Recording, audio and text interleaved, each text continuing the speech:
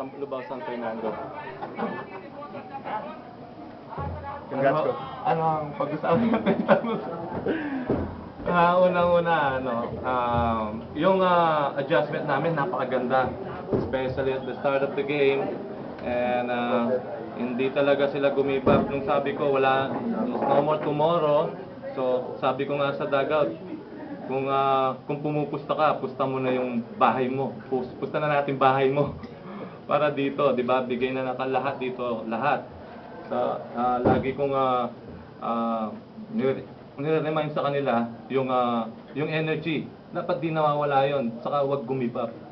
And nakita naman nung lumamang sila, sabi ko, yung composure, okay lang naman na lumamang sila, pero hindi nawala ng hindi sila nagpanic. Yun ang pinaka-importante nung lumamang sila. Pa rin sila, yung at least pa rin sila. Focus pa rin sila sa game plan namin. Every time na nagta-time out talagang I always remind them na stick kami sa game plan namin. Walang lalabas, just stick on our game plan. What's yung game plan? Ang game plan namin to stop the guards, at the same time yung defensive rotation namin,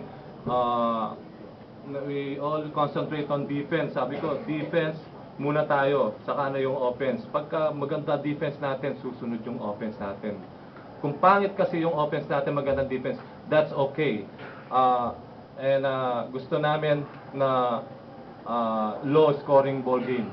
Ayaw namin kasi nakita namin nung natalo namin, the score 100 points plus, talo kami. Pagka naka-score sila ng 100 points, talo kami. So, medyo kinontrol namin ang tempo. I think yung mistakes namin nung last game, meron kaming chance sa pass break pero parang nag-hesitate kami. But now, sabi ko, pag may pass break tayo, go. Pag wala, then set a play. Nung nawala si Castro dahil sumakit ang paa niya, was it the turning point? Kaya nakontrol niyo ang I think, kasi, nung game plan namin, nandyan si Jason Castro eh. Sabi nga nila, may injury pero nakakapaglaro. So, hindi na kami naniniwala doon. Basta sabi namin, focus tayo, kahit na sinong wala, kahit na maglaro, hindi. To just focus on our game plan. Coach, palagay mo nagulat na nung nag-slow down ka sa fourth quarter, talagang parang old school style yung ginawa mo. Yes, siyempre, we're protecting our lead, di ba? And then, kasi pagka ganun na sitwasyon, siguro, na yun eh. Kumbaga, kailangan smart ka na eh.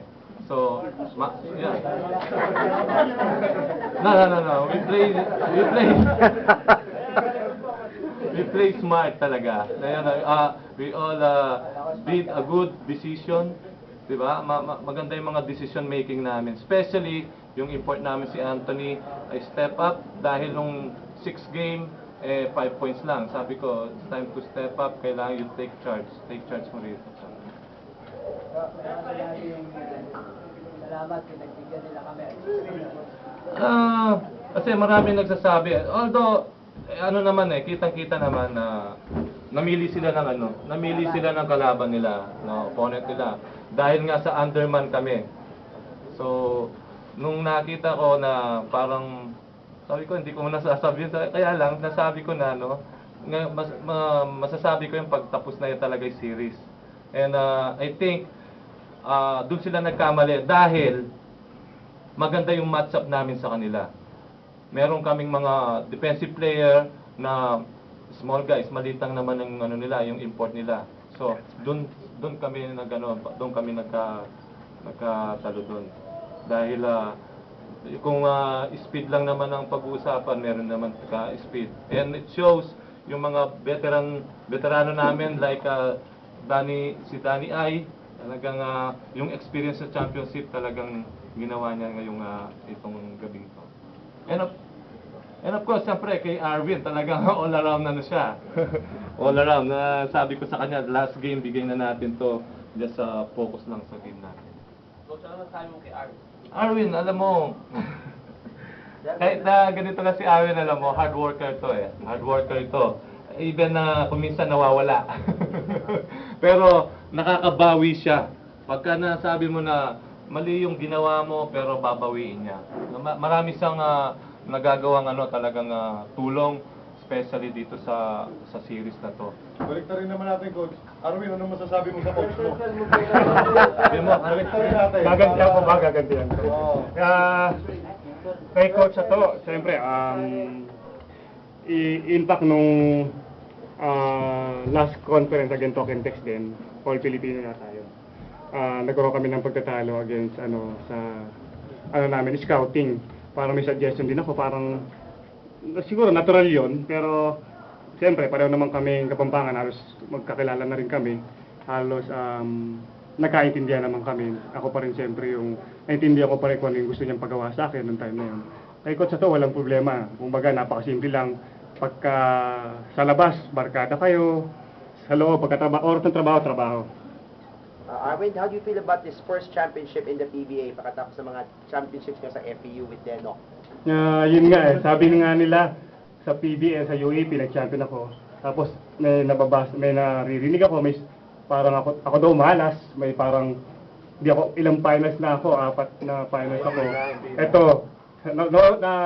naputo yung sumpa. Sana magtuloy-tuloy na. Thank you. What did you have for breakfast this morning, Anthony?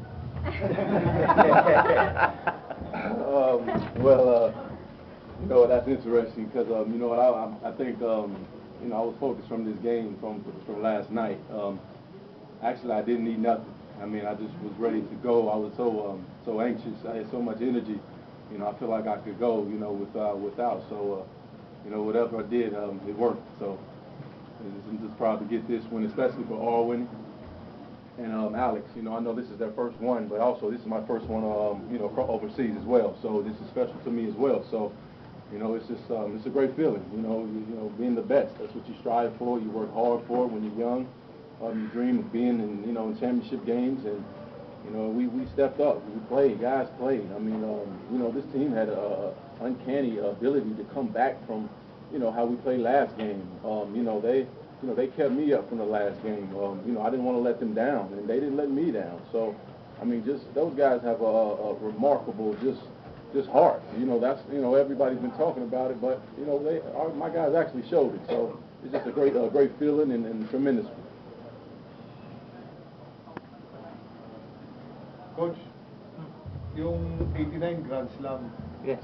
ngayon, in-spoil mo naman yung Grand Slam nila. Anong feeling mo nun? Yung feeling mo nun, nag-champion Grand Slam and then spoiling this one, Alam mo, coach ka.